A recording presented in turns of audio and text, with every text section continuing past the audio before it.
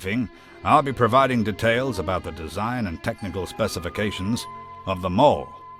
The Mole is International Rescue's underground search and rescue vehicle.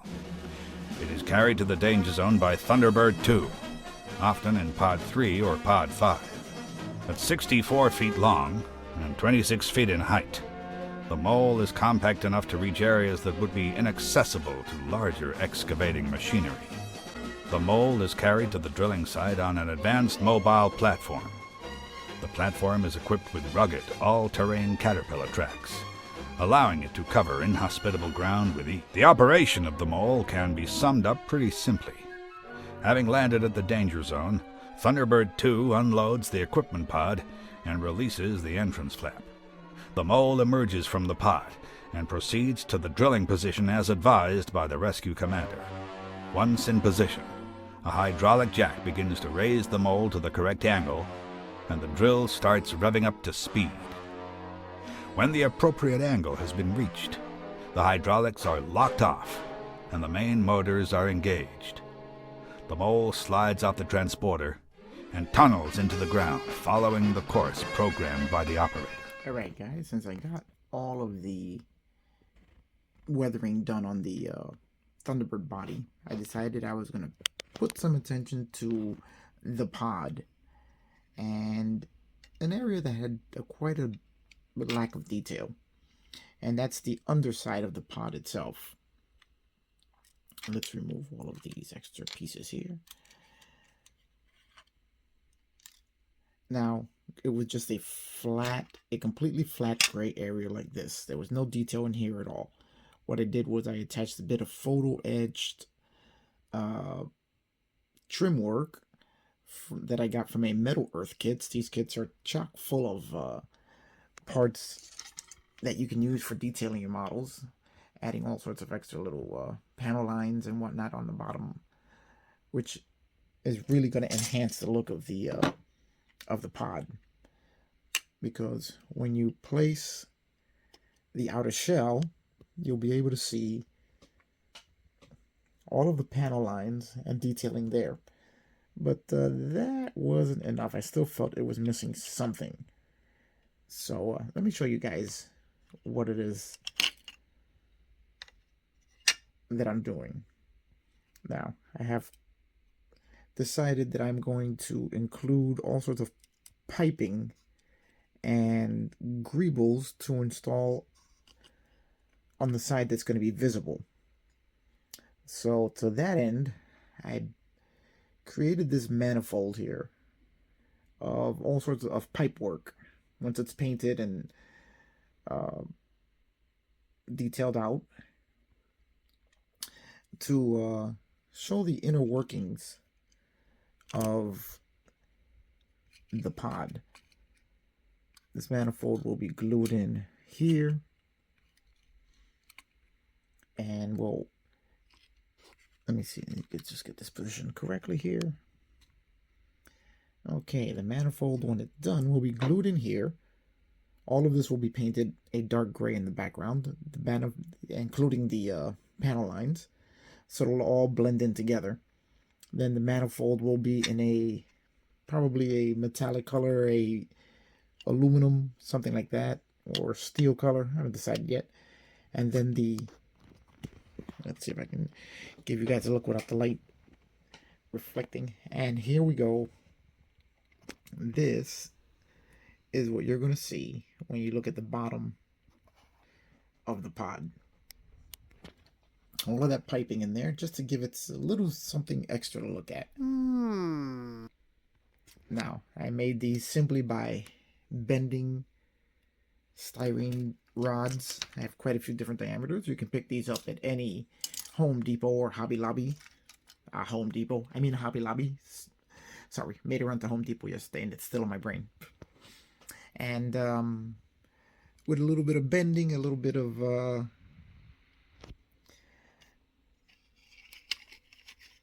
adding pieces here and there, cutting some to make some greebles, we have now completely busied up the underside of the pod. Now, these two spaces here are for these two rollers, which are apparently wheels that the pod has on it, and they're going to be there, so they'll take up the spaces in between all the pipe work. So I'm very happy with the way that's coming out. Because when you look under there, you're going to see all of that. When it's all painted up, I think it's going to give me the effect I'm looking for.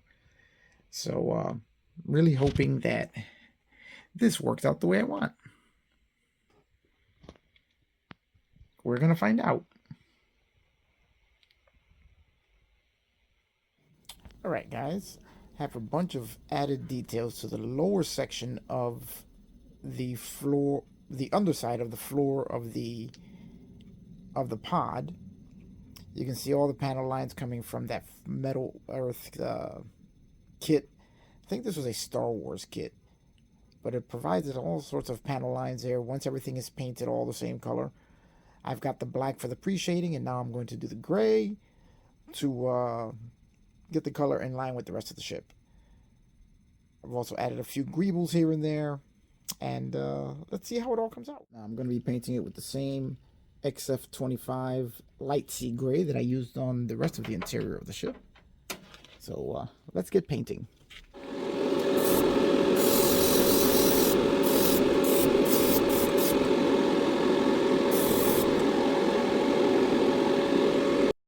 Alright guys, now you can see how after spraying the gray paint over the bottom of the floor pan, how it brings out all of the panel lines.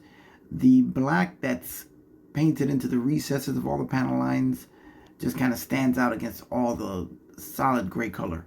I'm really happy the way this is coming out, as it's kind of like exactly what's in my head.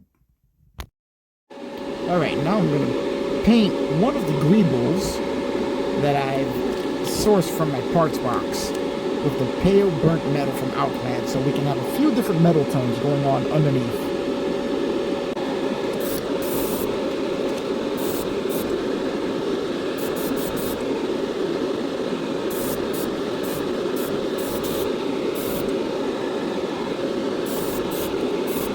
Now, after adding a little bit of color to the part, you can see how this pre-shading technique really works. I've heard it called other things other than pre-shading, but that's the term that I'm used to. And you can see how all of the black paint underneath just brings out the shadows and details in the part. Now, once you add some panel liner, that's really going to enhance that effect. It's going to give you a really good looking piece. Now we're going to paint our manifold with our airframe aluminum.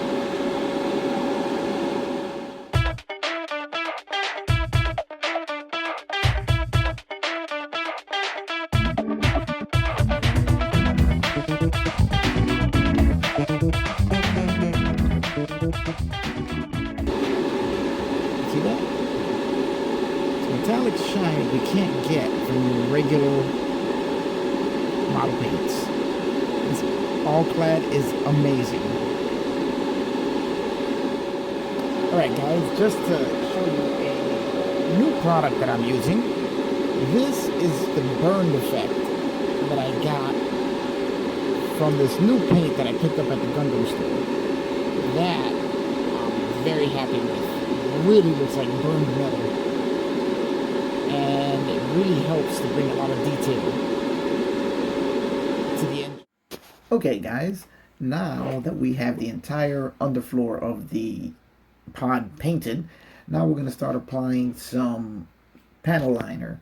I used the Tamiya panel line paint to bring out all of the panel lines that are in that photo etch part. It's just really going to make them stand out so that they'll be easily seen if you're looking at the pod from underneath. I mean, I don't know who will be. It'll be displayed on my shelf, but every once in a while I might take a peek.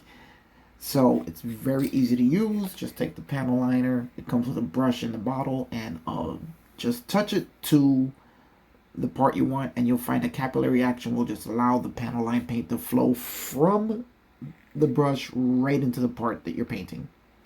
Then you can keep a little Q-tip handy to clean up the excess, or you can clean up the excess later after it dries. So it's really easy to use, and it's works fantastic. It's my favorite panel liner. I do have a few others that I'm going to try now soon, but this is my favorite at this point. And I like to use the tightly wound cotton Q-tips or cotton buds so that you don't get the hairs loose and sticking to the part. Now this panel liner is an enamel, so you have to be careful with what you use it on and how you use it. But it works great. So we're going to keep doing this until we get all our lines filled in.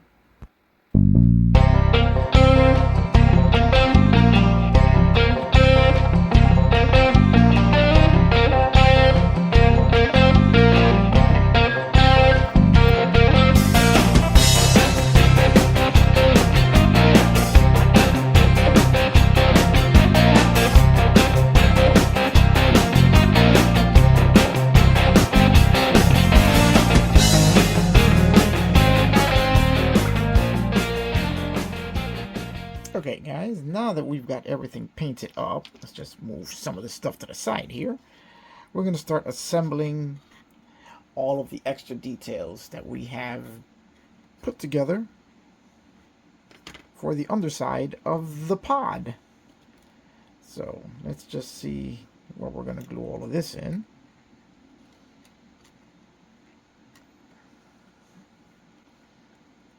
And that's going to go right there.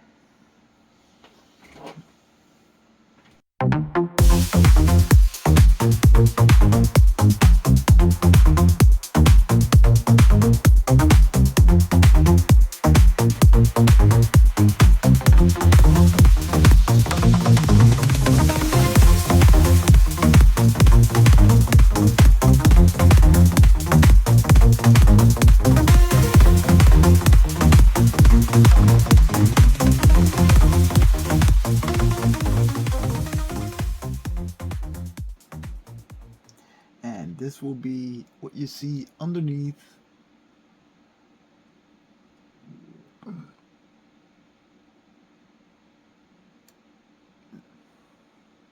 the pod.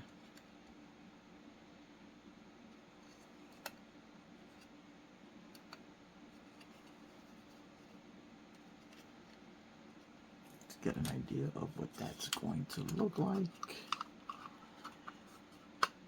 This is going to be the pod.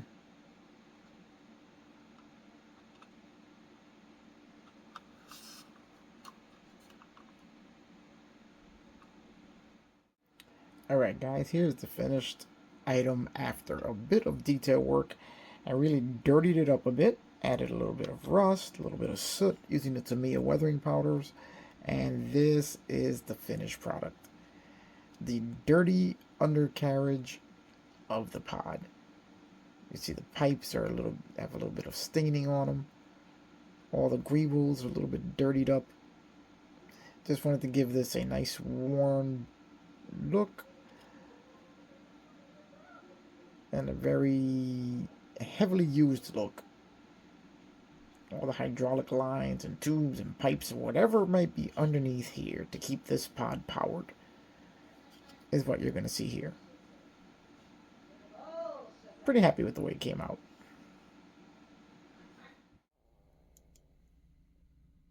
Alright guys, so here we have it, the finished product,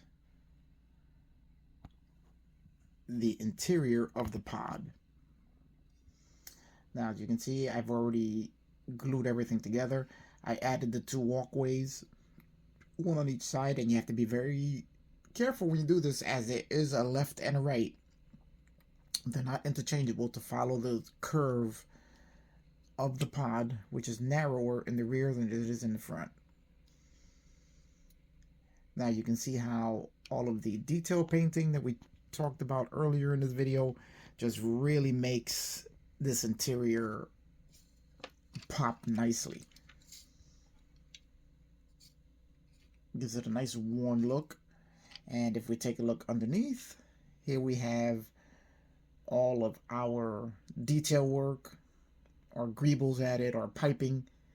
Really gives it a industrial look, which is exactly what I was looking for. Now, if the real pod, it's kind of funny on a show that's entire cast is puppets, but if the real pod has wheels on it, then those two black rollers there would be the wheels on the pod. Don't know if the pod actually has that or not, but I'm very happy with the way this came out. Tons of detail work went into it, and I may be adding a few more things. Only thing left is the mobile lab, which sits right on the side here. I'm just trying to find some reference photos.